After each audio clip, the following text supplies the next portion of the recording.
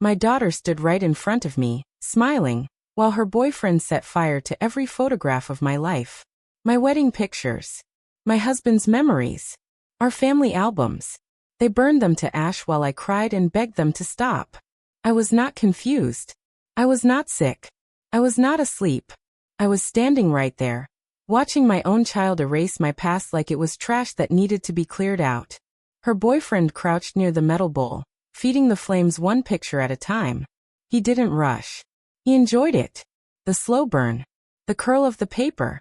The way the faces disappeared.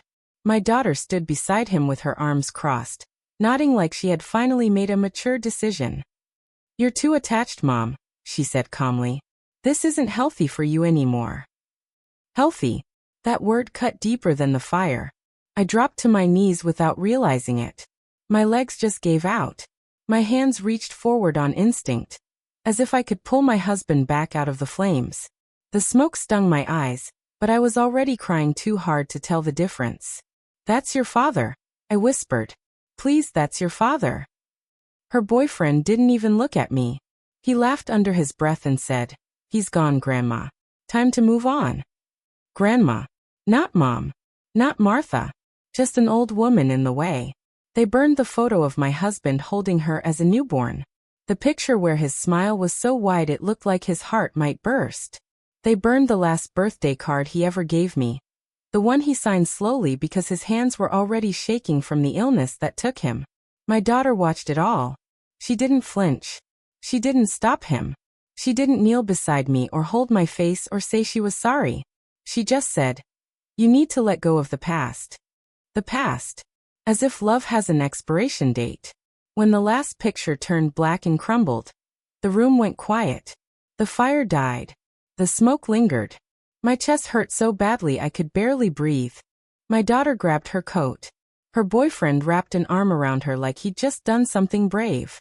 "We'll talk later," she said, already walking away. The door slammed. I stayed on the floor long after they left. I gathered the ashes with my bare hands. Bits of faces. Corners of smiles. Proof that a life had existed before it was deemed inconvenient. My fingers trembled, but my mind didn't. Something inside me shifted while I sat there surrounded by what used to be my world. They thought burning my memories would make me weak. They thought destroying my past would erase me. What they didn't understand is this. I raised her. I survived loss she couldn't imagine. And I learned a long time ago that when you take everything from a woman, you don't break her. You wake her up. That night I didn't sleep. I sat at my kitchen table staring at the one photograph they missed, hidden behind an old drawer. My husband and me, laughing, unaware of how cruel our own child would one day become. "I won't beg anymore," I said out loud. "And I won't forgive this." By morning, my tears were gone. In their place was something colder, clearer, stronger. Because if my daughter could stand there and watch my life burn, then she was about to learn what it feels like when your identity disappears right in front of you. And I wouldn't need fire to do it. But before I tell you what I did next, you need to understand how quiet revenge really begins. The morning after they burned my life, the house felt unfamiliar. Not empty. Not lonely. Unfamiliar.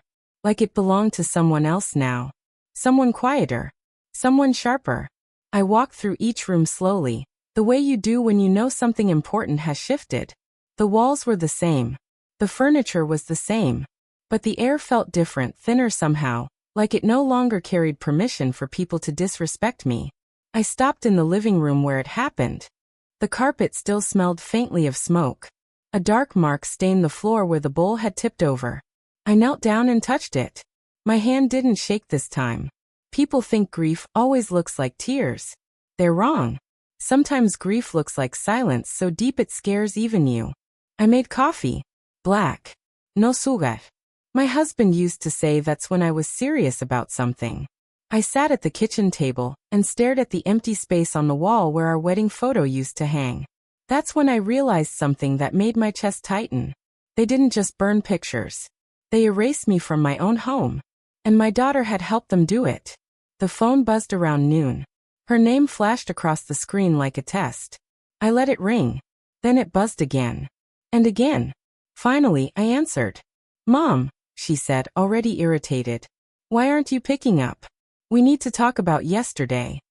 We. Not I. Not I'm sorry. I don't, I replied calmly. She paused. That caught her off guard. You're overreacting, she said. You embarrassed us. My boyfriend was just trying to help you move on. Help.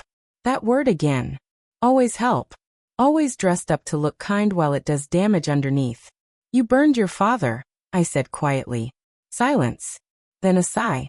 The kind you use when dealing with someone difficult. Mom, don't be dramatic. He's gone. Yes, I said. But respect isn't. She snapped back quickly. You're acting like a victim. No. I thought. I'm acting like someone who finally understands. I won't be coming over anymore, I said. What? She laughed. Mom, don't start this. I've already started, I replied, and hung up. My hands didn't shake when I set the phone down. That's when I opened my laptop. I hadn't touched social media much in years. My daughter always said it was too much for me. Funny how she never had a problem posting photos of herself in my house. Using my stories, my history, my memories to decorate her online life. Her profile loaded slowly. There she was. Smiling. Perfect. Loved. Photos from my living room. Photos with my husband before he died. Photos she posted with captions about family values and strong women. I stared at the screen for a long moment. Then I whispered, "You don't get to keep these." I had every original copy, every album, every digital backup. She forgot that. She always assumed I was careless. That assumption was her mistake. I started reporting. Not angrily. Not wildly. Carefully. I flagged photos for copyright. For unauthorized use. For privacy violations. I contacted platforms directly. I provided proof. Dates. Originals. Names. One by one, her pictures began disappearing. I didn't rush. Revenge done fast is sloppy. Revenge done slow teaches lessons. By evening, her phone was probably buzzing the way mine had earlier. Notifications. Warnings. Content removed. Account review in progress. I imagined her panic. The confusion. The rage. I felt nothing. Later that night, she showed up at my door. No call. No warning. Her face was tight, eyes wide, voice already sharp. What did you do? I didn't invite her in. I protected myself, I said. You're sabotaging me, she yelled. My photos are gone. My memories. Years of my life. I looked at her then. Really looked. And for the first time, I saw it clearly. She was upset about images. Not about me. Not about her father. You burned my memories while I watched, I said evenly. Now you're upset because yours are disappearing. That's different, she snapped. No. Irraplia shufli. It isn't. She stared at me like I was a stranger. Mom, you're not acting normal. Normal. Normal was crying on the floor while my husband's face turned to ash. Normal was begging my own child for mercy. I'm done being normal, I said. She stormed away. That night, I slept better than I had in years. But I hadn't even reached the part where karma looks you in the eyes yet. Because what I did next, I did it right in front of her. And this time, she was the one who cried. She came back 3 days later. Not to apologize. Not to ask how I was. She came back because she was losing control. I could hear it in the way she knocked. Too hard. Too fast. Like the door owed her something. When I opened it, she didn't even say hello. She stepped inside like she still owned the place. What else did you take down? She demanded. My account is locked. People are messaging me. I look insane. I closed the door slowly behind her. You'll survive, I said. She spun around, eyes blazing. You don't understand what you're doing. Those pictures mattered. I looked at her carefully, then walked past her into the hallway closet. She followed me, still shouting. That was my life. My memories. I stopped in front of the closet and opened it. Inside was a large cardboard box. She went quiet when she saw it. Because she recognized it. That box held her memories. Not online ones. Real ones. Printed ones. The kind she suddenly decided were important now that they were hers. Photos from college. Her prom pictures. Her first apartment. Her selfies, her letters. Her old journals she begged me to keep safe when she moved out. Her past. I lifted the box and carried it to the living room. "What are you doing?" she asked, her voice suddenly smaller. I placed the box on the floor. Calmly. Deliberately. "I'm letting you watch," I said. Her breath caught. "Watch what?" I knelt down and opened the box. Her hands flew to her mouth. "No, Mom, don't." I pulled out the first stack of photos. Her graduation picture. "You remember this day?" I asked. "I cried harder than you did." She rushed forward. "Please. Stop. This isn't funny." Funny? Nothing about this was funny. I stood up, walked to the fireplace, and lit a match. Her scream came instantly. "Mom." I held up the photo, flames dancing at the edge. "This is how it felt," I said quietly, "when you stood there and watched my husband burn." Her face collapsed. Panic replaced anger. Tears streamed down her cheeks. "I didn't mean it like that," she sobbed. "I was trying to help you." The photo caught fire. She lunged for me, but I stepped back. One picture at a time. Slow. Intentional. She fell to her knees exactly where I had. "Please," she cried. "Those are my memories." I looked down at her, my own heart steady. So were mine. I burned the prom picture. The college letter. The photo of her holding my husband's hand in the hospital. She screamed his name then. For the first time since he died. I paused. That mattered. I let the last picture fall into the fire and watched it turn black. Then I extinguished the flames. I didn't burn everything. Just enough. She collapsed onto the floor, sobbing broken, shaking the way I had. And for a moment, I felt something twist inside me. Not guilt. Recognition. "This hurts," she whispered. "Yes," I said softly. "It does." She looked up at me through tears. "Why would you do this to me?" I answered honestly. "Because you did it to me first." She sat there a long time after that. When she finally stood, her voice was hoarse. "You're cruel." I shook my head. "No. I'm finished pretending." She left without another word. That night, I sat alone in my living room. The fire was out. The air was quiet. I didn't feel victorious. I felt balanced. But karma wasn't finished yet. Because the world was about to see the version of my daughter she tried so hard to hide. And I didn't have to lift a finger for what came next. The day after she watched her memories burn, I didn't call her. I didn't check on her. I didn't apologize. And for the first time in her life, I didn't protect her. That was the part she never understood about motherhood. For decades, I had quietly cleaned up after her. Her mistakes. Her lies. Her sharp edges. I softened her for the world. And the moment I stopped doing that, the world finally saw her clearly. By noon, my phone started buzzing. Not from her. From people. Old neighbors. Distant relatives. Even one of her friends I hadn't spoken to in years. "Are you okay? What's going on with your daughter? Is everything all right between you two?" I knew then. Something had cracked. I opened my laptop again, not to interfere this time, but to observe. Her social media was unraveling. Posts deleted. Comments turned off. Stories disappearing midday. Screenshots circulating faster than she could control them. People asking questions she couldn't answer without lying. Someone had reposted an old video. One I remembered clearly. It was from years ago. A family barbecue. My husband laughing in the background. My daughter snapping at me sharply because I talked too much. Back then, I told myself it was stress. Youth. Nothing serious. Now people were seeing it with fresh eyes. And suddenly, she wasn't the loving daughter anymore.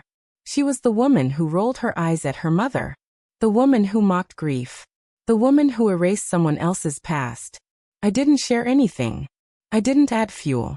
I simply didn't stop the fire this time. That evening she called. Her voice was shaking. "They're turning on me." I leaned back in my chair and said nothing. My friends are asking questions. People are saying things. They're calling me heartless. Still I stayed quiet. "Mom," she finally whispered. Say something. I closed my eyes. For years she had spoken over me. For years, she had decided my silence meant agreement. Now she was learning what silence actually sounds like. I'm listening, I said calmly. She broke down.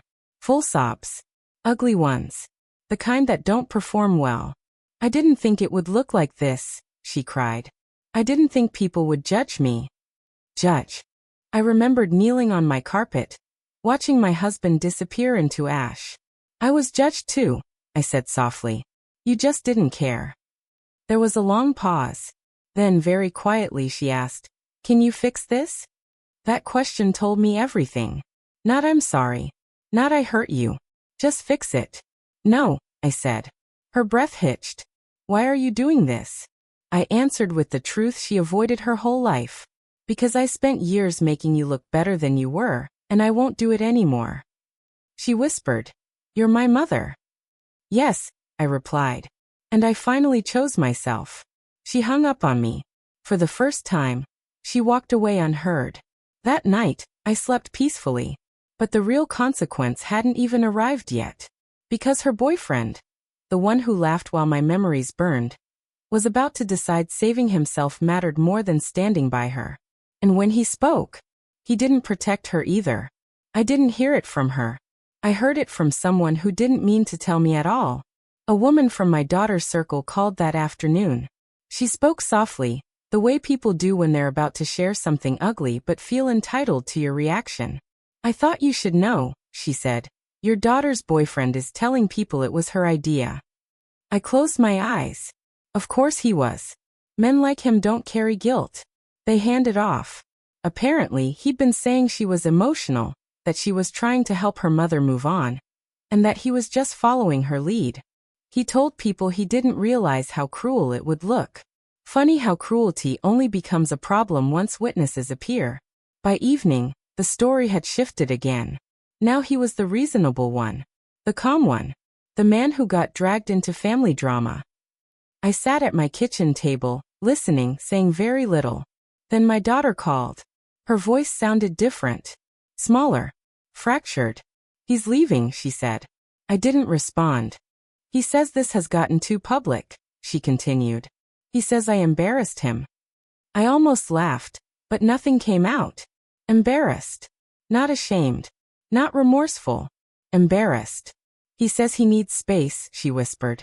Space. I thought of the space in my living room where my husband's photograph used to hang. She cried harder. I did everything for him. I finally spoke. You burned your family for him. Silence. I didn't think he'd turn on me, she said. They never think that, I replied calmly, because they believe loyalty belongs to them. She sobbed. He says people think I'm cruel. I leaned back in my chair. You were. She inhaled sharply. Mom, please don't say that. I didn't say it before, I answered. That was the problem. The call ended shortly after that. Later that night, I opened my email. There it was. A message from him. Short. Polite. Cowardly. He apologized if he hurt me. He said he never meant disrespect. He said things got out of hand. He ended with, I hope we can move forward peacefully.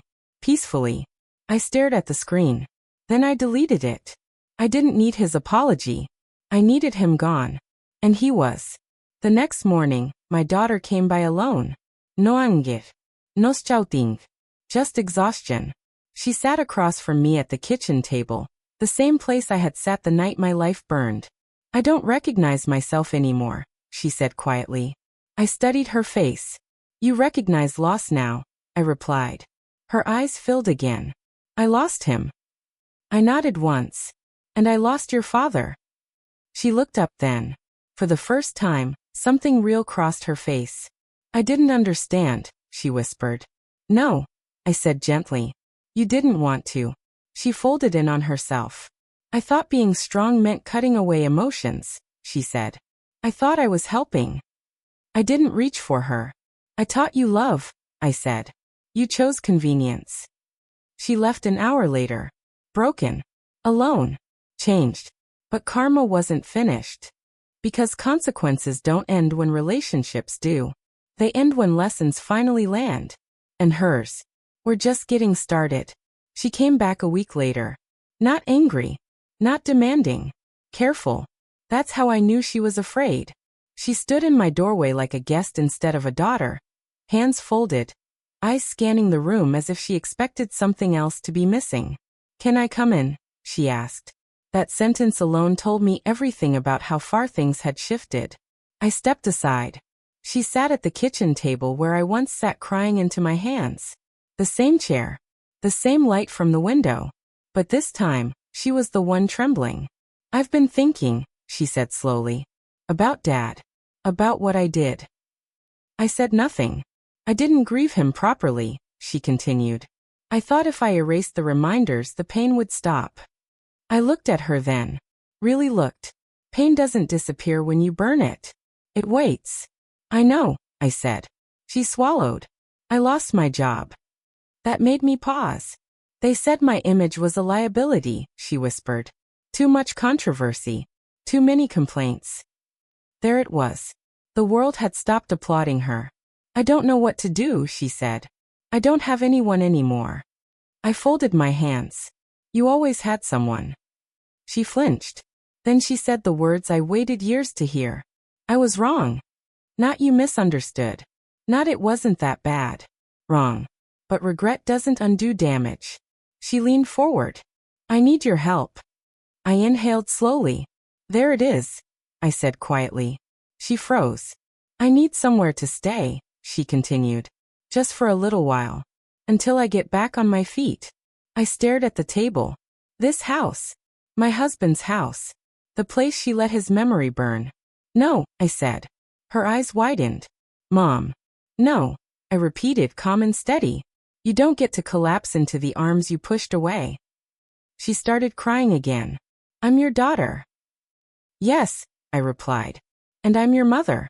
Not your safety net. She looked at me like she'd been slapped. I raised you to stand on your own, I continued. Not to use people and call it strength. Her voice cracked. So that's it? You're abandoning me? I shook my head. I stopped abandoning myself. She sat there for a long time. When she finally stood, she looked smaller, older, stripped of entitlement. I didn't know you were capable of this, she said quietly. I met her eyes. You never wanted to know. She walked out without another word. That evening, I opened the final folder in my desk. The one I hadn't touched since my husband died. My will. I made changes calmly, carefully, without anger. I didn't cut her out completely, but I removed the illusion. No house. No control. No entitlement. Only a letter. A letter explaining why love without respect becomes distance. When I sealed the envelope, I felt something settle inside me. Not revenge. Closure. But karma still had one last lesson to deliver. Because some truths don't come from mothers. They come from mirrors. And hers was about to shatter. She didn't open the letter right away. I know that because she called me 3 days after she received it, her voice tight, cautious, like the paper itself had weight. I got something from your lawyer, she said. Yes, I replied. She hesitated. I haven't opened it yet. Some people are brave enough to destroy memories, but not brave enough to face truth. That's your choice, I said calmly. She hung up without another word. I imagined her apartment that night. Quiet. No boyfriend. No applause. Just the envelope sitting on the table, reminding her that control had slipped through her fingers. 2 days later, she called again. This time, she was crying before she even spoke. I read it, she whispered. I closed my eyes. In that letter I didn't accuse. I didn't shout. I didn't punish. I told the truth. I told her how her father loved her even when she pushed him away. I told her how he kept every drawing she made as a child. I told her how he asked me in his last week to forgive her even if she never apologized. And I told her why the house would never be hers. Not because I hated her, but because respect is the rent you pay for love. I didn't know, she sobbed. I didn't know he kept those things. You never asked, I replied gently. She cried harder. I destroyed him, she said. No, I said softly. You destroyed the reminder of him. The love survived. That's why this hurts. She was quiet for a long time. Then she asked the question she'd avoided her whole life. Is there any way back? I didn't answer right away. Because that question isn't about forgiveness. It's about accountability. Back isn't a place, I said slowly. It's a behavior. She inhaled shakily. I don't know who I am without my image. I leaned back in my chair. Then this is the first honest moment of your life. She whispered, I'm ashamed. Good. Shame, when it's real, is a doorway. I can't fix what I did, she said. No, I agreed. But you can stop becoming that person again. She cried quietly then. No performance. No audience. Just grief. Before hanging up, she asked, do you hate me? I answered honestly. No, I said. I mourn the version of you I thought I raised. She didn't speak after that. Neither did I. That night, I stood in my living room, looking at the empty wall where my husband's picture once hung. I didn't replace it. Some spaces are meant to stay sacred. I thought the story ended there. I was wrong. Because life has a strange way of testing lessons twice. And the final test wasn't about inheritance or reputation. It was about whether she had actually changed. The call came late at night. Those calls always do. I was already in bed when my phone lit up, vibrating softly on the nightstand. For a moment, I considered letting it ring. Peace had become something I protected carefully now. But something told me to answer. Mom, she said, barely audible. I need you. Her voice wasn't dramatic. It wasn't panicked. It was empty. That scared me more than screaming ever could. Where are you? I asked. I'm at the hospital, she whispered. I fainted at work. They said it was exhaustion. Exhaustion. From carrying a version of herself that finally collapsed. I'm alone, she added. I closed my eyes. This was the moment. Not the fire. Not the public fallout. Not the letter. This. Because love isn't proven when someone is powerful. It's proven when they're exposed. I'll come, I said. When I arrived, she looked smaller than I remembered. Curled inward on the hospital bed. No makeup. No phone in her hand. No audience. She looked up when she saw me and started crying immediately. I didn't know who else to call, she said. I know, I replied. I sat beside her, not touching her yet, letting the silence do its work. They asked for an emergency contact, she said. I wrote your name without thinking. That landed heavier than any apology. I keep thinking about Dad, she whispered. About how I treated him. About how I treated you. I didn't interrupt. I don't want to be that person anymore, she said. But I don't know how to undo what I've done. I looked at her carefully. You don't undo, I said. You outgrow. She nodded, tears sliding down her cheeks. I didn't post about this, she added suddenly. I didn't tell anyone. That mattered too. Change only counts when no one is watching. When the nurse left, she finally reached for my hand. Hesitant. Like a child unsure if comfort is still allowed. I let her hold it. Not because she deserved instant forgiveness, but because she was finally human again. I don't expect you to fix anything, she said. I just didn't want to be alone. I won't leave you alone, I replied. But I won't lie to protect you either. She nodded. That night I drove her home. Not to my house. To hers. Boundaries are also love. Before getting out of the car, she said something that told me the lesson had finally landed. I burned things because I was afraid of feeling, she said. I won't do that again. I believed her. But belief doesn't erase consequence. As I drove away, I realized something important. Forgiveness isn't the end of the story. It's the beginning of accountability. And the final chapter wasn't written yet. Because one last truth still needed to surface. And when it did, it would decide whether this family survived at all. I never planned to tell her. Some truths are heavy enough that you carry them alone. Because sharing them feels like reopening a wound that finally learned how to close. But life has a way of deciding when silence expires. She came over on a Sunday afternoon. No makeup. No phone glued to her hand. She brought soup she made herself and placed it carefully on the stove like she was afraid of breaking something invisible. I've been thinking, she said, sitting across from me, about Dad's last days. I felt my chest tighten. I don't remember much, she continued. I avoided it. I avoided him. I nodded slowly. I want to know, she said. Even if it hurts. That was new. I took a deep breath. Your father asked me for one thing, I said quietly. She leaned forward.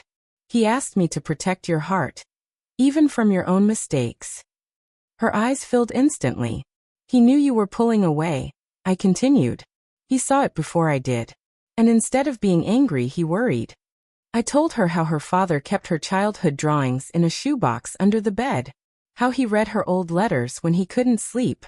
How in his final days, he asked me to forgive her no matter what she became. He said grief makes people cruel before it makes them honest, I said. She covered her mouth, shaking. He told me not to let you turn into someone who confuses strength with destruction, I added. Her shoulders collapsed inward. I did exactly that, she whispered. Yes, I replied. And then you faced it. She looked at me through tears. Did he hate me? No, I said immediately. He loved you so fiercely it scared him. She sobbed then. The kind of crying that doesn't seek comfort. The kind that cleans something out. I burned his pictures, she said. I erased him. I reached across the table and placed my hand over hers. You didn't erase him, I said softly. You erased your access to him. There's a difference. She nodded slowly. After a long silence, she asked, Is that why you didn't stop me sooner?